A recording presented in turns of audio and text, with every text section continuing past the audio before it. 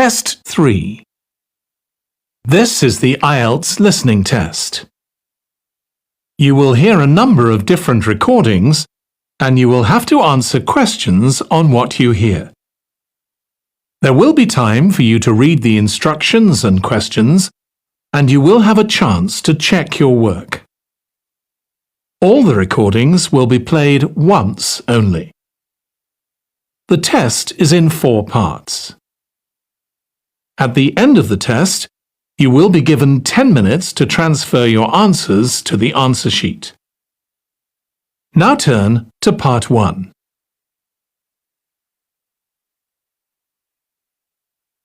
Part 1. You will hear a woman who works at an employment agency talking to a man about jobs he could apply for. First, you have some time to look at questions 1 to 5.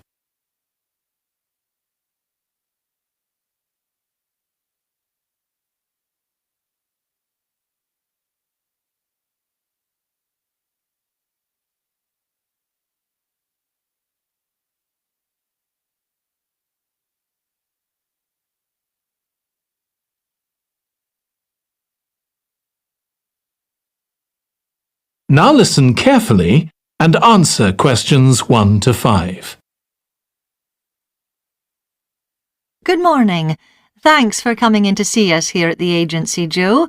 I'm one of the agency representatives and my name's Sally Baker. Hi, Sally. I think we spoke on the phone, didn't we? That's right, we did. So thank you for sending in your CV. We've had quite a careful look at it and I think we have 2 jobs that might be suitable for you. OK. The first one is in a company based in North London. They're looking for an administrative assistant. OK. What sort of company is it? They're called Home Solutions and they design and make furniture. Oh, I don't know much about that, but it sounds interesting. Yes, well, as I said, they want someone in their office and looking at your past experience, it does look as if you fit quite a few of the requirements. So on your CV it appears you've done some data entry? Yes. So that's one skill they want. Then they expect the person they appoint to attend meetings and take notes there. OK. I've done that before, yes. And you need to be able to cope with general admin. Filing and keeping records and so on. That should be OK. And in my last job, I also had to manage the diary. Excellent. That's something they want here too. I'd suggest you add it to your CV. I don't think you mentioned that, did you? No. So, as far as the requirements go, they want good computer skills, of course, and they particularly mention spreadsheets. That should be fine. And interpersonal skills, which would be something they'd check with your references.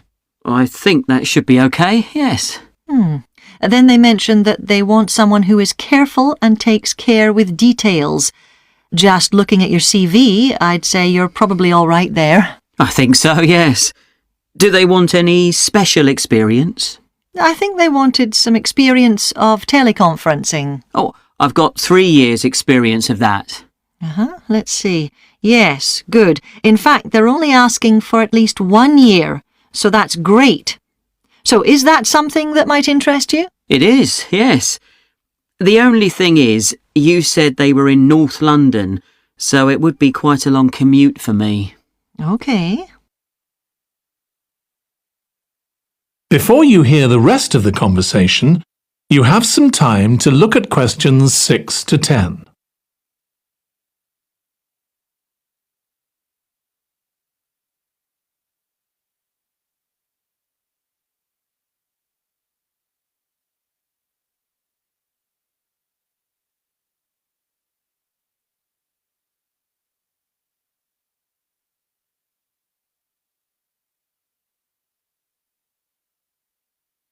Now listen and answer questions 6 to 10.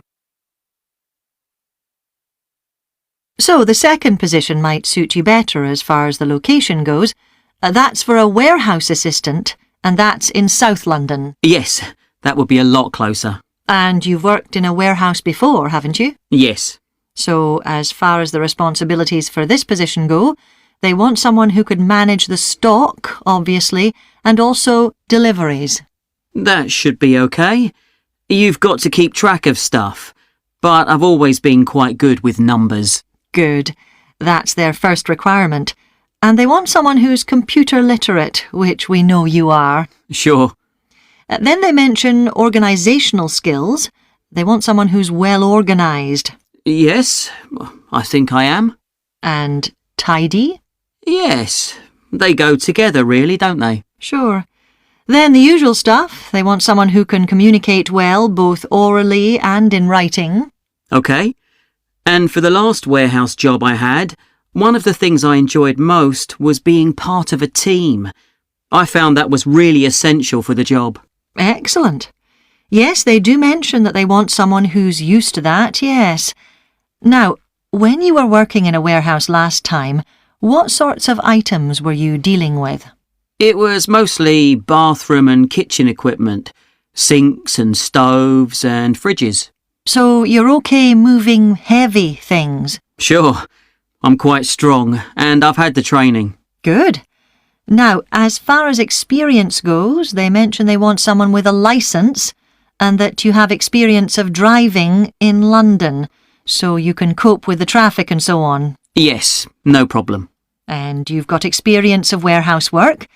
And the final thing they mention is customer service. I think, looking at your CV, you're okay there. Right. So, what about pay? Can you tell me a bit more about that, please?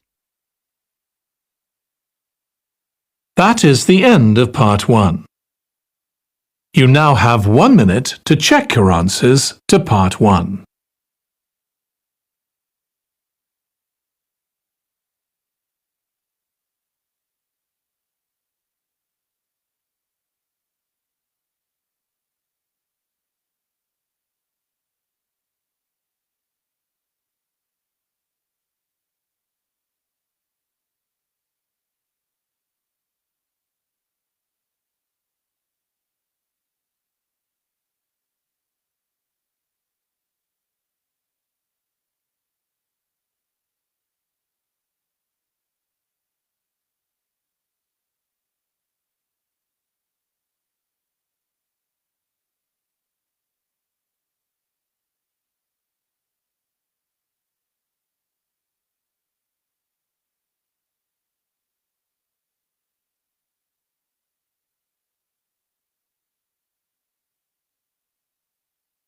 Part 2.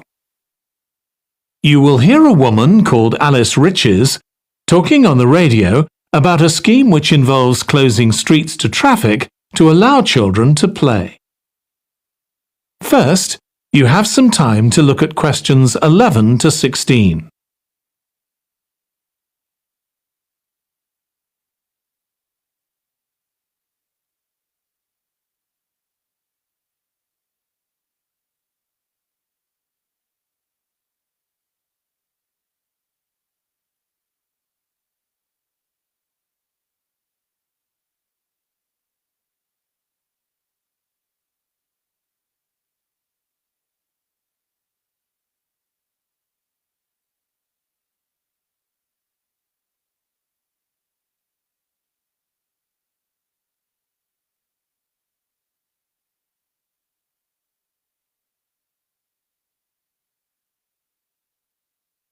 Now listen carefully and answer questions 11 to 16.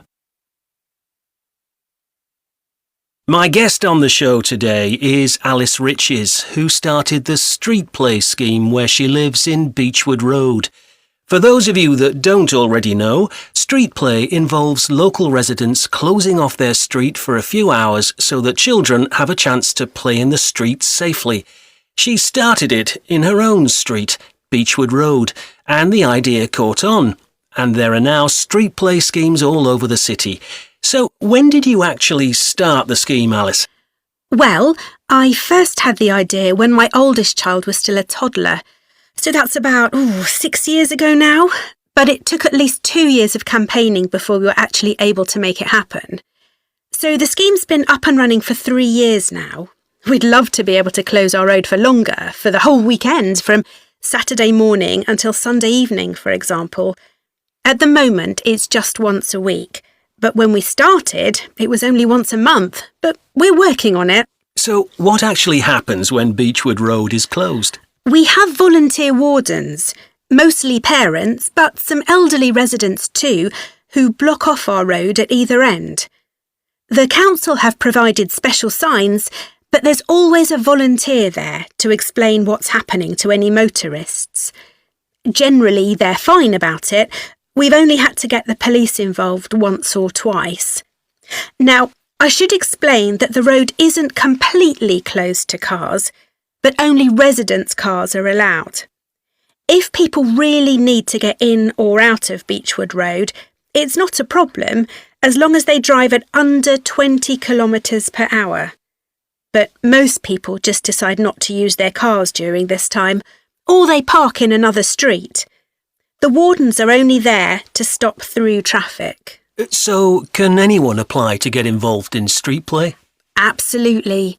We want to include all kids in the city, especially those who live on busy roads. It's here that demand is greatest. Obviously, there isn't such demand in wealthier areas where the children have access to parks or large gardens, or in the suburbs where there are usually more places for children to play outside. I'd recommend that anyone listening who likes the idea should just give it a go. We've been surprised by the positive reaction of residents all over the city, and that's not just parents. There are always a few who complain, but they're a tiny minority. On the whole, everyone is very supportive and say they're very happy to see children out on the street, even if it does get quite noisy. Before you hear the rest of the conversation, you have some time to look at questions 17 to 20.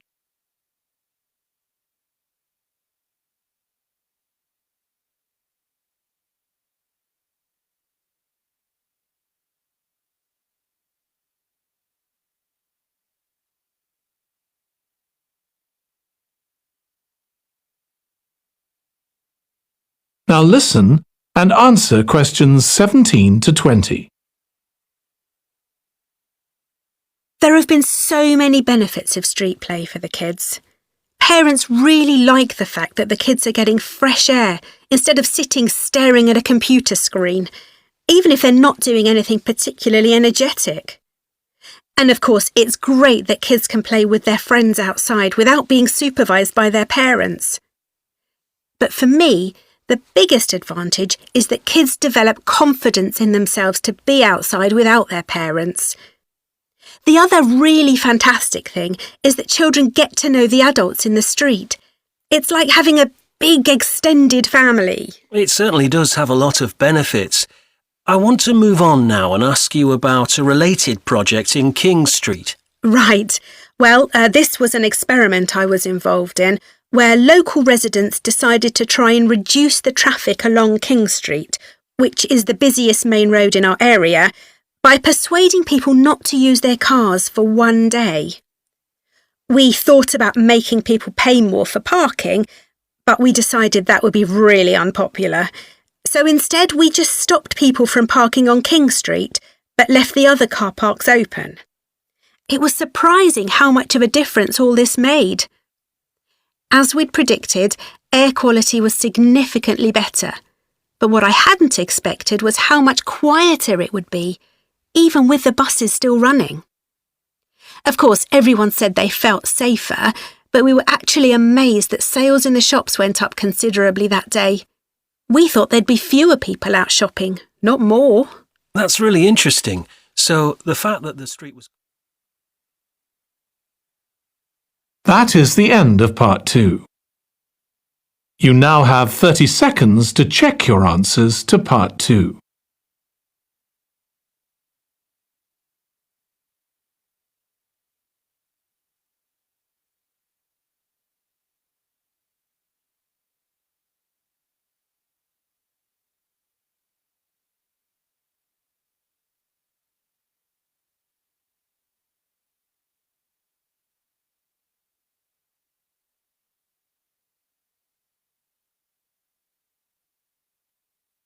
Part 3.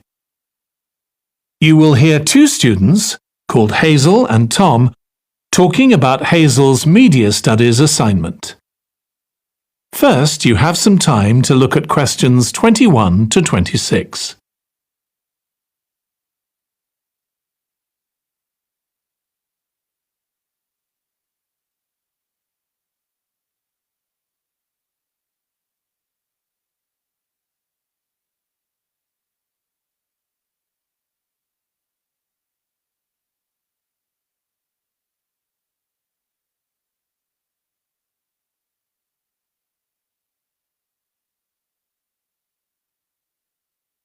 Now listen carefully and answer questions 21 to 26.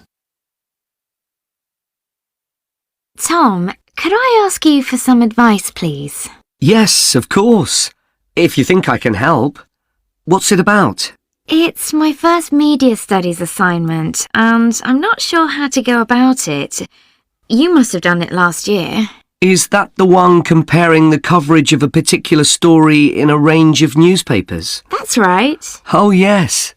I really enjoyed writing it. So, what sort of things do I need to compare? Well, there are several things. For example, there's the question of which page of the newspaper the item appears on. You mean because there's a big difference between having it on the front page and the bottom of page 10, for instance? Exactly. And that shows how important the editor thinks the story is. Then there's the size. How many column inches the story is given. How many columns it spreads over. And I suppose that includes the headline. It certainly does. It's all part of attracting the reader's attention. What about graphics?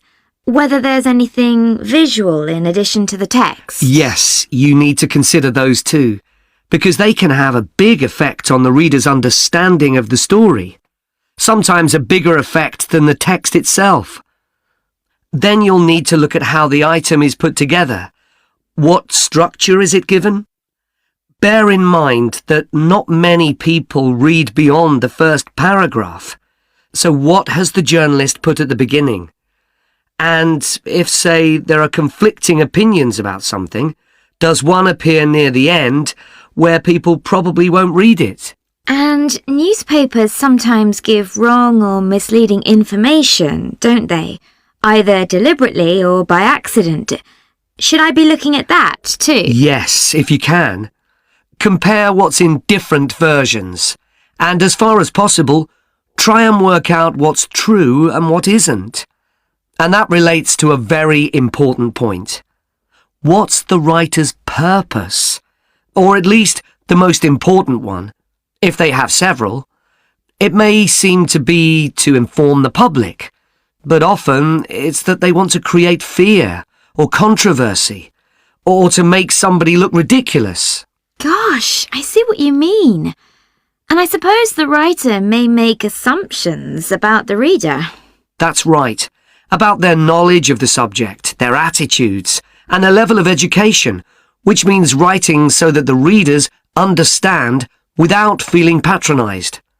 All of that will make a difference to how the story is presented. Before you hear the rest of the discussion, you have some time to look at questions 27 to 30.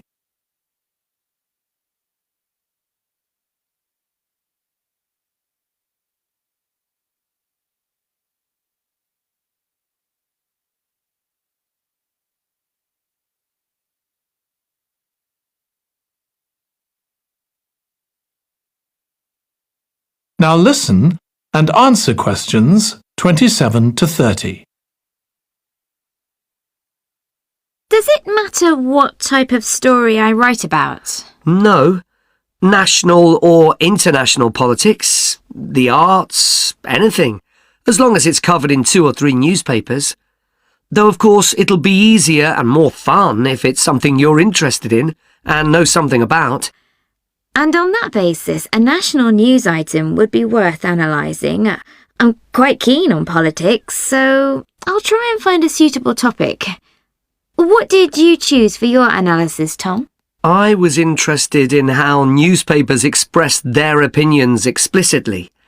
So I wanted to compare editorials in different papers, but when I started looking, I couldn't find two on the same topic that I felt like analysing.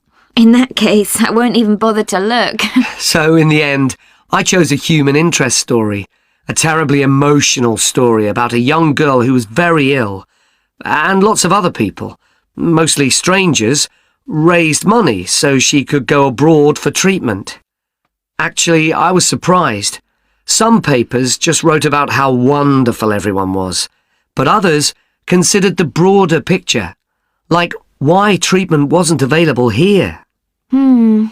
I usually find stories like that raise quite strong feelings in me. I'll avoid that. Perhaps I'll choose an arts topic, like different reviews of a film or something about funding for the arts. I'll think about that. Yes, that might be interesting. Okay, well, thanks a lot for your help, Tom. It's been really useful. You're welcome. Good luck with the assignment, Hazel. That is the end of part 3. You now have 30 seconds to check your answers to part 3.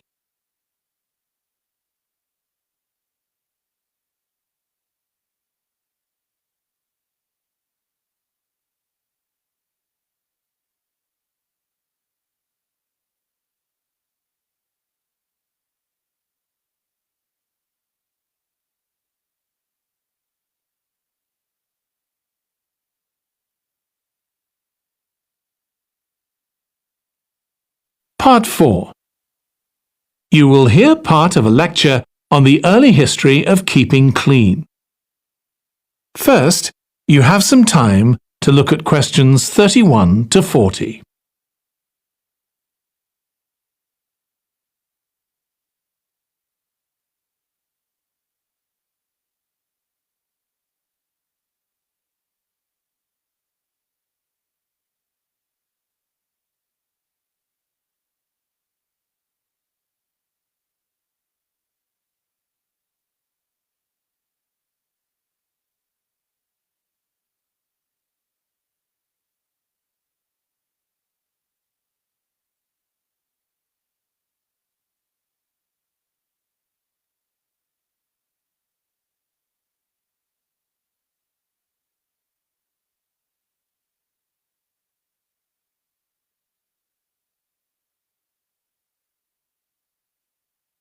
Now listen carefully and answer questions 31 to 40.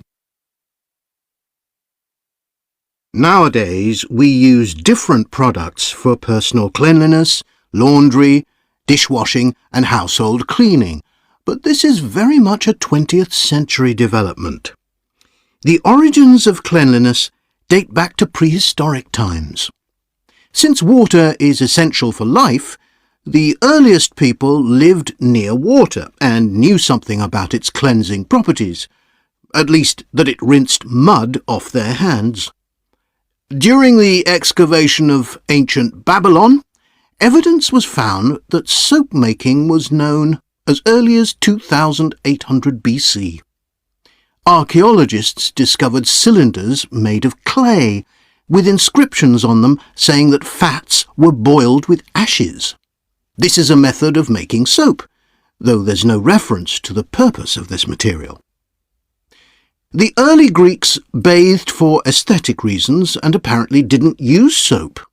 Instead, they cleaned their bodies with blocks of sand, pumice and ashes, then anointed themselves with oil and scraped off the oil and dirt with a metal instrument known as a strigil.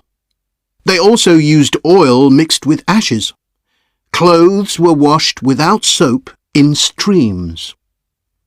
The ancient Germans and Gauls are also credited with discovering how to make a substance called soap, made of melted animal fat and ashes. They used this mixture to tint their hair red. Soap got its name, according to an ancient Roman legend, from Mount Sapo, where animals were sacrificed, leaving deposits of animal fat. Rain washed these deposits, along with wood ashes, down into the clay soil along the river Tiber. women found that this mixture greatly reduced the effort required to wash their clothes. As Roman civilization advanced, so did bathing. The first of the famous Roman baths, supplied with water from their aqueducts, was built around 312 BC. The baths were luxurious, and bathing became very popular. And by the 2nd century AD, the Greek physician Galen recommended soap for both medicinal and cleansing purposes.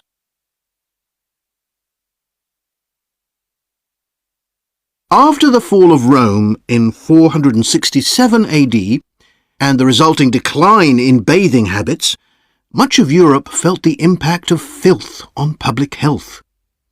This lack of personal cleanliness and related unsanitary living conditions were major factors in the outbreaks of disease in the Middle Ages, and especially the Black Death of the 14th century. Nevertheless, soap-making became an established craft in Europe, and associations of soap-makers guarded their trade secrets closely. Vegetable and animal oils were used with ashes of plants, along with perfume, apparently for the first time. Gradually, more varieties of soap became available for shaving and shampooing, as well as bathing and laundering. A major step toward large-scale commercial soap-making occurred in 1791, when a French chemist, Nicolas Leblanc, patented a process for turning salt into soda ash, or sodium carbonate.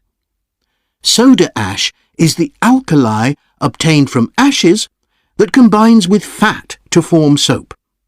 The Leblanc process yielded quantities of good quality, inexpensive soda ash. Modern soap making was born some 20 years later, in the early 19th century, with the discovery by Michel Eugène Chevreul, another French chemist, of the chemical nature and relationship of fats, glycerine, and fatty acids. His studies established the basis for both fat and soap chemistry, and soap making became a science.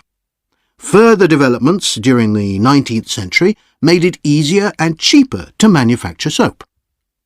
Until the 19th century, soap was regarded as a luxury item and was heavily taxed in several countries. As it became more readily available, it became an everyday necessity, a development that was reinforced when the high tax was removed. Soap was then something ordinary people could afford, and cleanliness standards improved. With this widespread use came the development of milder soaps for bathing and soaps for use in the washing machines that were available to consumers by the turn of the 20th century. That is the end of part 4. You now have 1 minute to check your answers to part 4.